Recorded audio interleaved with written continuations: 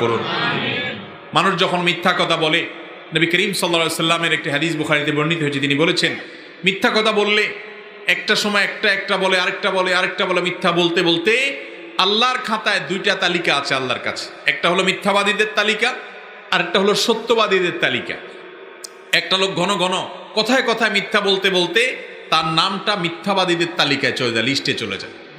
আরেকটা লোক মিথ্যা না বলে সত্যটা বলার চেষ্টা করে, মিথ্যা এড়ায়, এই এড়াইতে এড়াইতে মিথ্যা বাদ দিয়া সত্য বলতে বলতে বলতে সত্যের অভ্যাস করে, নিজের মিথ্যা বলার অভ্যাস দূর করে, নিজের সঙ্গে লড়াই করে এবং কথা বলতে গিয়ে থেমে যায়, আরে আমি তো মিথ্যা বলছি, আমার নাম তো মিথ্যাবাদীদের তালিকায় যাবে।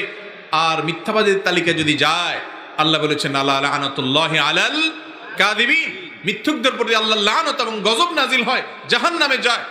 দুনিয়ার সবচেয়ে বড় মিথ্যাবাদী হলো যে কাফের, আল্লাহকে অস্বীকার করে। তার চেয়ে বড় মিথ্যাবাদী আর নাই যে নিজের রবকে অস্বীকার